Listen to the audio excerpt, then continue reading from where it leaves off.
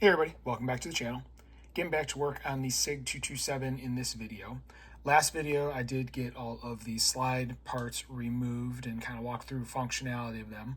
This video I'm going to go through and do some light polishing work. Unlike the lower for this firearm, there's a lot less parts in the upper that need to be dealt with or polished. Basically it's going to be, I'm going to do a little work on the firing pin, a little work on the firing pin safety, a little work on the extractor, and then probably a little polish work on the barrel ramp and a few of the moving areas on the barrels. So pretty straightforward, not too involved. So that being said, I'm gonna move a few things out of the way, get my Dremel ready to go, and I'll be right back. All right, so the parts right here are what I'm gonna be working with.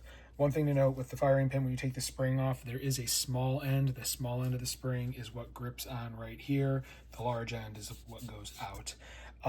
So yeah, I'm basically, the firing pin's not too bad, but I'm still going to go over it with a little flitz on a polish wheel, and then I will finalize with a buff wheel. And it's going to be the same thing, all the outer edges of the extractor, all the surfaces of the safety, and then on the barrel, I'm going to do inside the chamber, the ramp, and then down here where the pivots are, where it meets the locking block on the frame. So it's gonna get started, get the flitz out, get the Dremel, and get to work.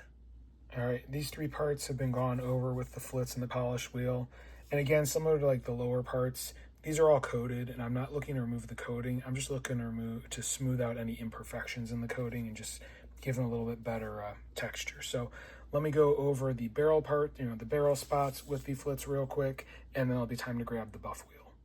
All right, and barrel's done as well. Like I said, just went over the ramp area here just to smooth it out a little bit and, work a little bit on the locking block tangs, I guess you would call them. Just make sure everything's nice and smooth. So next to me, grabbing the buff wheel, which looks like this, and go over all these parts again just to do a final cleanup.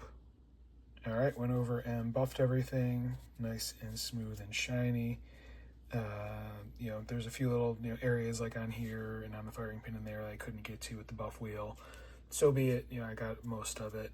Same thing with the barrel. I was able to get the ramp with the buff wheel and some of the outer points, but I couldn't get in there because the wheel itself is too big. It's pretty good size buff, but still better than nothing.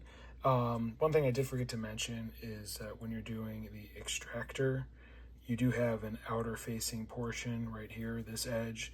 So yeah, if you care about, making sure that it's got as much finish as possible on it so it blends into the slide, watch how much you move on here. So just or remove on there.